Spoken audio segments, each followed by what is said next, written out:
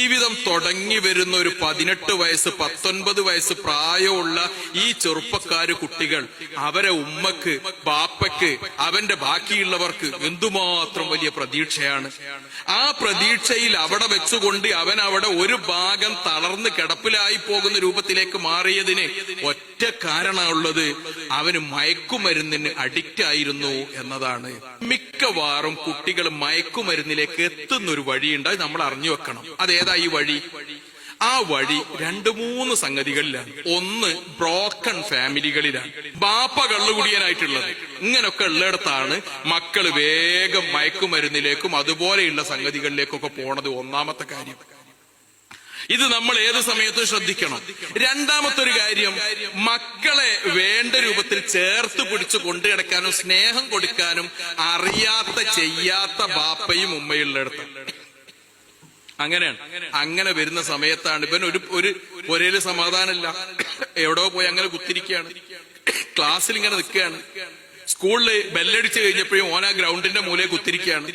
ചിലപ്പോ ബസ് സ്റ്റോപ്പിലൂടെ ഇങ്ങനെ പിന്നെ ബസ്സിൽ ഇങ്ങനെ പോണ സമയത്ത് അല്ലെ ബസ് സ്റ്റാൻഡിൽ ഇരിക്കുമ്പോ ഇവനൊരു വല്ലാത്തൊരു അവസ്ഥയിൽ ഇരിക്കുകയാണ്. അപ്പോഴാണ് മറ്റേ ചെങ്ങായി മെല്ലെ എന്നും നോക്കുകയാണ്. അവനെ നോക്കിയിട്ട് അടുത്ത് വന്നിട്ട്, എന്താണ് എന്റെ പ്രശ്നം? ജീവിതത്തിൽ ആദ്യമായിട്ടായിരിക്കും ഒരാൾ വന്ന് ചോദിക്കുന്നത്. അപ്പൊ ഓനോട് പറയാണ്, നിനക്കൊരു ധൈര്യം കിട്ടാൻ, നിനക്ക് സന്തോഷം ഉണ്ടാവാൻ ഞാൻ ചെറിയ സാധനം തരാം, നീ ഒന്ന് ഉപയോഗിച്ച് നോക്കിക്കോ, ഒരു പ്രശ്നവുമില്ല. മക്കൾ അതിൽ കുടുങ്ങാണ്, അതിൽ കുടുങ്ങല. ആദ്യത്തെ ഈ ചോദ്യത്തിൽ നിന്നാണ് അവരുടെ കൂട്ടുകെട്ടിൽ നിന്ന് മക്കളുടെ ജീവിതത്തിന്റെ ഒരു ജീവിത ചക്രം നമ്മൾ അറിയണം കേട്ടോ. ജനിച്ചത് മുതൽ 7 വയസ്സ് വരെയുള്ള സമയം ഉമ്മനെയും ബാപ്പനെയും കണ്ടുപഠിക്കുന്ന സമയമാണ്. 7 വയസ്സ് മുതൽ 15 വയസ്സ് വരെയുള്ള സമയം മക്കളുടെ ജീവിതത്തിൽ കൂട്ടുകാരെ കണ്ടും പരിസരത്ത് ബാക്കിയുള്ളത് കണ്ടും ഒക്കെ അവർ വളരുന്ന സമയമാണ്. അതാണ് ആ സമയം വരുന്നത്. അത് കഴിഞ്ഞാൽ പിന്നെ അവർ സ്വയം കുതറി മാറിയിട്ട് ഒരു വ്യക്തിയായി രൂപപ്പെടാൻ വേണ്ടിയിട്ട് ശ്രമിക്കുന്ന സമയമാണ്. ആ സമയത്ത് ഈ മക്കൾക്ക് നാട്ടിൽ അംഗീകാരമില്ല, ബാക്കിയുള്ളതിൽ എങ്ങനെയൊക്കെ വരികയെന്ന് വിചാരിക്കുക. എന്തായിരിക്കും സംഗതി? ആ പൊരുത്തം പറഞ്ഞു, എടാ എനിക്ക് അംഗീകാരം കിട്ടാൻ ആരും എന്നെ ബഹുമാനിക്കുന്നില്ല, അല്ല എന്നാ എനിക്കൊരു പണി തരാം, എല്ലാരും എന്നെ ബഹുമാനിക്കും, എനിക്ക് നല്ല ധൈര്യം ഉണ്ടാകും, എല്ലാവരും വർത്താനം പറയാൻ പറ്റും, നിന്നെ ചൂഷണം ചെയ്ത ആളുകൾക്കെതിരെയൊക്കെ നിനക്ക് നീങ്ങാൻ പറ്റും എന്നാന്ന് പറഞ്ഞിട്ട് കൊടുക്കുമ്പോ ആ കുട്ടി വാങ്ങാണ്. വെറുതെ കൊടുക്ക, നീ ഒന്ന് ഉപയോഗിച്ചു നോക്കുന്ന് പറയാണ്. ഒരിക്കലൊരു ഉമ്മ എന്റെ അടുത്ത് വന്നു. ആ ഉമ്മ എന്റെ അടുത്ത് വന്നിട്ട് പറഞ്ഞു, ഉസ്താദേ, എന്റെ മോന് അവന് ചെറിയ കുട്ടിയായിരുന്നപ്പം ബാപ്പ ഞങ്ങളെ ഉപേക്ഷിച്ചു പോയതാ. ബാപ്പനവൻ കണ്ടിട്ടില്ല, കണ്ട ഓർമ്മ അവനില്ല, കണ്ടിട്ടുണ്ട് കണ്ട ഓർമ്മയില്ല. ഞാൻ അവനെ പോറ്റി വളർത്തി ഈ വലിയ രൂപത്തിൽ പ്രതീക്ഷയിൽ ഉയർത്തിക്കൊണ്ടുവന്നു. അവന് 10ാം ക്ലാസ് നന്നായിട്ട് പാസ്സായി. ഇടക്കാലത്ത് ഈ 10ാം ക്ലാസ് കഴിഞ്ഞ് അവന് ഒരു ഫാൻസി കടയിൽ കുറച്ച് ജോലിക്ക് നിന്നു. +1 അഡ്മിഷൻ കിട്ടുന്നത് വരെയുള്ള സമയത്ത് ഫാൻസി കടയിലാണ് നിന്നത്. ഓൻ ആദ്യമായിട്ട് 10,000-10,000 രൂപ ആ ഫാൻസി കടയിൽ നിന്ന് ശമ്പളം കിട്ടിയ അന്ന് ഓൻ എനിക്ക് സമ്മാനമൊക്കെ വാങ്ങിയിട്ട് പുരയിലേക്ക് വന്ന ദിവസം ഉണ്ടല്ലോ ഉസ്താദേ, എന്റെ ജീവിതത്തിലെ ഏറ്റവും വലിയ സന്തോഷത്തിന്റെ ദിവസം പെരുന്നാളായിരുന്നു അന്ന്. എന്റെ മോൻ അത്രമേൽ വലിയ സന്തോഷത്തിലാ വന്നത്. അവനിൽ വലിയ പ്രതീക്ഷ എനിക്കുണ്ടായിരുന്നു. കുറച്ച് കഴിഞ്ഞപ്പോ എന്റെ മോന് മെല്ലെ മാറാൻ തുടങ്ങി. ഓന് +1 പോയി തുടങ്ങിയതോടുകൂടി മാറ്റം വന്നു. ഓൻ പിന്നെ എന്നെ കണ്ടാ മിണ്ടാറില്ല. ഞാൻ ചോദിച്ചാ ചൂടാവാൻ തുടങ്ങി. ചിലപ്പോ ഓൻ എന്നെ അടിച്ചു ഉസ്താദേ. കുറെ കഴിഞ്ഞ് ഞാൻ അവന്റെ റൂം പരിശോധിച്ചു നോക്കിയ സമയത്ത് ആ റൂമില് അവന്റെ മേശയില് ബാക്കിയുള്ളിടത്തൊക്കെ കുറെ സാധനങ്ങൾ കണ്ടു. ഇപ്പൊ അവൻ പൊരേല് വരുന്നില്ല. 18 വയസ്സ് 19ാമത്തെ വയസ്സ് പ്രായ, പൊരേല് വരുന്നില്ല. പൊരേല് വന്നാലും ഓൻ വരരുത് എന്നപ്പൊ എന്റെ ആഗ്രഹമുള്ളത്, എന്റെ ദുആ അതാണ്. വന്നു കഴിഞ്ഞാൽ എന്നെ തല്ലും, എന്നെ കൊല്ലുമോ എന്ന് ഞാൻ പേടിക്കാണ് ഉസ്താദേ. എന്റെ കഴുത്തിൽ ആകെ ഉണ്ടായിരുന്ന മാല ഓൻ പൊട്ടിച്ചു കൊണ്ടുപോയി, ബാക്കിയുള്ളതൊക്കെ വാങ്ങിക്കൊണ്ടുപോയി.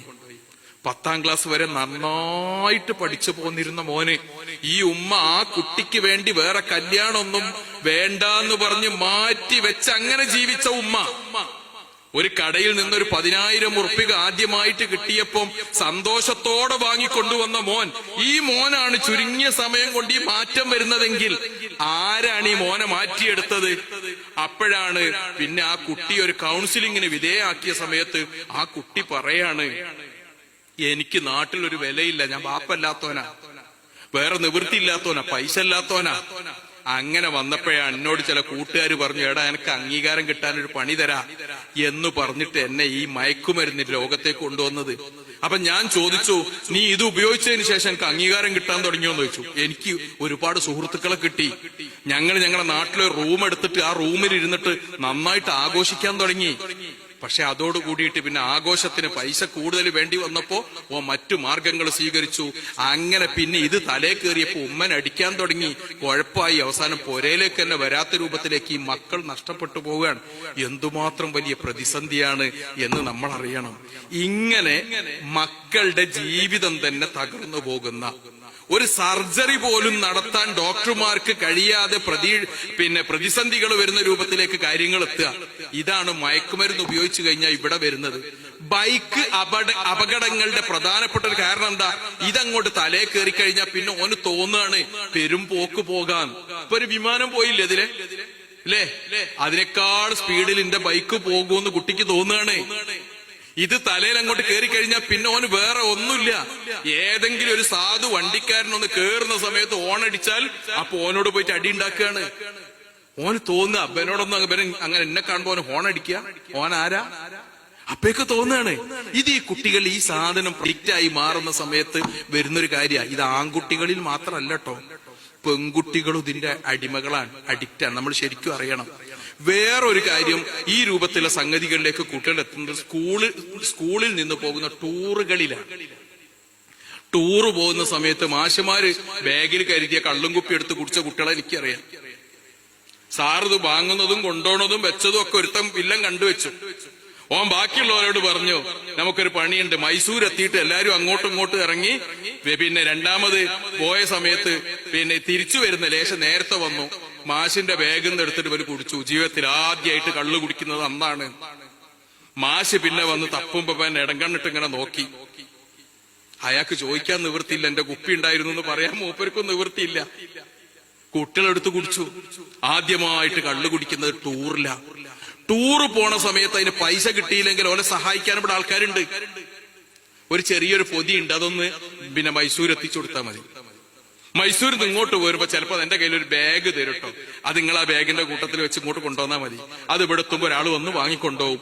നിനക്കും നിന്റെ കൂടെ 4-5 ആളുകൾക്കും ടൂറ് പോകാനുള്ള പൈസ ആ ടീം ഓഫർ ചെയ്യും. ഈ പണിന്റെ പേര് കാരിയർന്നാ, മയക്കുമരുന്ന് കടത്തുന്ന പണിയായത്. ചുരുക്കത്തിൽ നമ്മുടെ നാട്ടിൽ ഇക്കാണുന്ന രൂപത്തിലൊക്കെ ഒരു ലോകമുണ്ട്. നമ്മൾ കാണുന്നതിനപ്പുറത്തുള്ള ഒരു മഹാലോകം നമ്മളെ മക്കളെ തകർക്കാൻ, നമ്മെ നശിപ്പിക്കാൻ വേണ്ടി ഉണ്ട് എന്ന കാര്യം നമ്മൾ അറിയുക എന്നതാണ് ഒന്നാമത്തെ ഇതിലേറ്റവും പ്രധാനപ്പെട്ട കാര്യം. അത് നമ്മളൊന്ന് അറിയാം. എന്നിട്ട് എന്ത് ചെയ്യാ? നേരത്തെ പറഞ്ഞ രൂപത്തിൽ മക്കളെ വിഷയങ്ങളിലൊക്കെ ബാപ്പയും ഉമ്മയൊക്കെ ഒന്ന് സ്നേഹത്തോടെ ഓലൊന്ന് ചേർത്ത് പിടിച്ച് നല്ല മട്ടത്തിന് കൊണ്ടുപോവുകയും എന്തെങ്കിലും മാറ്റം കാണുമ്പോ ആരെങ്കിലും ഒന്ന് പറഞ്ഞു തന്നാല് ഓലെ വിശ്വസിക്കുകയും ചെയ്യാം. 90% ബാപ്പയുടെയും ഉമ്മയുടെയും അനുഭവം എന്താന്ന് ചോദിച്ചാലേ, എന്റെ മോളെ പറ്റിയിട്ട് നിങ്ങളാരോ പറഞ്ഞെന്നാ ഞാൻ പറയുവേ ഓള് മുസഫിലെ നടുവിലെ കഷ്ണാണ്. ഒരു ബാപ്പയും സ്വീകരിക്കൂല, പറഞ്ഞോനെ തല്ലാൻ പോവും. മദ്രസയിൽ ഉസ്താദ് പറഞ്ഞു, ഒന്ന് നിങ്ങൾ നോക്കണേ, ഞാൻ ചെറിയ ചില കാര്യങ്ങളൊക്കെ കണ്ടിട്ടുണ്ട്. മൊയ്ലാര് പിന്നെ അടുത്ത മാസം പിരിച്ചുവിടും. മൊയ്ലാര് ചിലപ്പോ അടുത്ത മാസം പിരിച്ചുവിടും. അയാളിങ്ങനെ ഞങ്ങളെ ബാക്കിയുള്ള കാര്യത്തിലൊക്കെ ഇടപെടുന്നുണ്ട് എന്നാ പറയാ. ഒരാളും പറയുന്നത് വേറൊരാൾക്ക് ഇഷ്ടമല്ല മക്കളെ കാര്യത്തിൽ. അവസാനം എപ്പാ കുടുങ്ങുന്നത് നമ്മൾ പറ്റങ്ങോട്ട് അതിലങ്ങോട്ട് എത്തിപ്പെട്ട് തകർന്ന് തരിപ്പണാകുന്ന സമയത്താണ് നമ്മൾ അറിയാം. അതുകൊണ്ട് എന്റെ പ്രിയപ്പെട്ട ഉമ്മമാരോട് പറയാനുള്ളത്, പ്രിയപ്പെട്ട ബാപ്പമാരോട് പറയാനുള്ളത്, മക്കളെ കാര്യത്തിൽ നിങ്ങൾ ഇത്തിരി ഒന്നൊരു ജാഗ്രത കാണിക്കണം. നമ്മുടെ ശ്രദ്ധ ഉണ്ടാകണം. അവരൊന്ന് ചേർത്ത് പിടിക്കുകയും ഓലിൽ വരുന്ന മാറ്റങ്ങൾ ബാക്കിയുള്ളതൊക്കെ ഒന്ന് അറിയുകയൊക്കെ ചെയ്ത് അങ്ങനെ മുന്നോട്ട് പോയാൽ അൽഹംദുലില്ലാഹ് നല്ല മാറ്റം ഉണ്ടാകും. നമുക്കത് ഹറാമായ സംഗതിയാണ്. ഒരു മനുഷ്യന്റെ സ്വന്തം ശരീരത്തെയോ മറ്റുള്ളവർക്കോ ദ്രോഹമായി വരുന്ന ഒരു പണിയും പാടില്ല. അങ്ങനെ ഹറാമായ ഒരു കാര്യവും പാടില്ല. പാടില്ലാത്ത സംഗതിയാണ്. ഇതാണ് നമ്മുടെ ഒന്നാമത്തെ പ്രശ്നം. രണ്ടാമത്തേത് കഞ്ചാവ് ഉപയോഗിക്കുന്നത്, മദ്യം ഉപയോഗിക്കുന്നത്, മയക്കുമരുന്നുകളുടെ ഉപയോഗങ്ങൾ ബാക്കിയുള്ളത്, അതൊക്കെ ഇസ്ലാം വിലക്കി എന്നത് മാത്രമല്ല നമ്മൾ ആരോഗ്യം തകർക്കുന്ന ഒരു സംഗതിയാണ്. ഒരുത്തൻ ആദ്യം കുറച്ച് ഉപയോഗിച്ചു, രണ്ടാം ഘട്ടം അതിനേക്കാൾ കുറക്കാൻ കഴിയുമോ? ഇല്ല എന്നാണ് അതിനെപ്പറ്റിയുള്ള വിദഗ്ധര് പറയുന്നത്. കൂട്ടി കൊണ്ടുവരും. എന്നാലേ ഓൻ അതിന്റെ വീര്യം കിട്ടുള്ളൂ. അപ്പൊ ഈ കാണുന്ന രൂപത്തിൽ ഇതൊക്കെ വരുമ്പോഴാണ് വലിയ നഷ്ടം ഉണ്ടാവുക. നമ്മളെ ഒരു ഫോട്ടോ പത്രത്തിൽ വരികയാണ്, തെറ്റായ ഒരു കാര്യത്തിലാ വരുന്നത്. ഒരാൺകുട്ടിയുടെ ഫോട്ടോ വന്നു, ഒരു പെൺകുട്ടിയുടെ ഫോട്ടോ വന്നു. അവന് മാനക്കേടാണ്, ഓന്റെ കുടുംബത്തിന് മാനക്കേടാണ്, നാട്ടുകാർക്കും മാനക്കേടാണ്. ഈ മാനക്കേട് ഇവിടെ അവസാനിക്കോ? ഇല്ല. അത് അതിനേക്കാൾ വലിയ രൂപത്തിൽ ആ ആഘാതം വേറൊരു സ്ഥലത്തെത്തും. അതേതാ? സയ്യിദുനാ മുഹമ്മദ് റസൂലുള്ളാഹി മുത്തുനബി സ്വല്ലല്ലാഹു അലൈഹി വസല്ലം തങ്ങൾക്ക് അത് ഇഷ്ടമല്ലാത്ത സംഗതിയാണ്. റസൂലുള്ളാഹി സ്വല്ലല്ലാഹു അലൈഹി വസല്ലം തങ്ങൾക്ക് നമ്മളെ കുറിച്ചുള്ള അഭിമാനം, ആ അഭിമാനത്തിൽ ഓട്ടം വരുന്ന സംഗതിയായി മാറും. അതുകൊണ്ട് നമ്മൾ ഇങ്ങനെയുള്ള കാര്യങ്ങളൊക്കെ നന്നായി ശ്രദ്ധിക്കണം. അള്ളാഹു നമ്മളൊക്കെ മക്കളെ നന്നാക്കി തരട്ടെ. അതുകൊണ്ട് നമ്മൾ നന്നായിട്ട് ഇതിന്റെ ബാക്കി കാര്യങ്ങളൊക്കെ ഒന്ന് ശ്രദ്ധിക്കണം. ഇത് മാത്രമാണ് എല്ലാരോടും പറയാനുള്ളത്. മക്കൾ ചിലപ്പോ എന്നോടൊരിക്കല് ഒരു ബാപ്പ പറഞ്ഞു, മോന് തീരെ പഠിക്കലില്ലായിരുന്നു, ഇപ്പൊ ഓനെ രാത്രി 2 മണിക്കൊക്കെ എണീച്ചു നോക്കിയാലും ഓന്റെ റൂമിൽ വെളിച്ചവും, ഓൻ പഠിക്കന്നെ. അപ്പൊ ഞാൻ ചോദിച്ചു, നിങ്ങൾ റൂം തുറന്നു നോക്കലുണ്ടോ? ഇല്ല, റൂം പൂട്ടിയിട്ടിട്ട് ഓൻ അതിൻ്റെ ഉള്ളിൽ നിന്ന് പഠിക്കുകയാണ്. എന്താ മക്കൾ ഈ 2 മണിക്കൊക്കെ പഠിക്കുന്നത്? ഓൻ പഠിക്കല്ല, ഓൻ ഒന്നിരിക്കൽ മൊബൈലിൽ വേറൊരു ലോകത്താ, അല്ലെങ്കിൽ വേറൊരു ലോകത്താ. മക്കള് പൈസ ഉണ്ടാക്കി കൊണ്ടുവരുന്നു എന്ന് വിചാരിച്ചും പരിധി വിട്ടവരെ ആ വഴിക്ക് വിടണ്ട. ഏടുന്നായി പൈസ കിട്ടുന്നത് നമ്മളൊന്നറിയണം, ഇതെങ്ങനെ ചെലവഴിക്കുന്നേ നമ്മളൊന്നറിയണം. ഈ രൂപത്തിലുള്ള കാര്യങ്ങളൊക്കെ നമ്മൾ അറിഞ്ഞു പോന്നാൽ നമ്മളെ മക്കള് നാളേക്ക് നമുക്ക് ഉപകരിക്കും, ദുനിയാവിൽ നമുക്ക് ഉപകരിക്കും, ആഖിറത്തിൽ ഉപകരിക്കും. ആ കാണുന്ന രൂപത്തിൽ നമ്മളെ മക്കളെയൊക്കെ അള്ളാഹു മാറ്റി തരുമാറാവട്ടെ.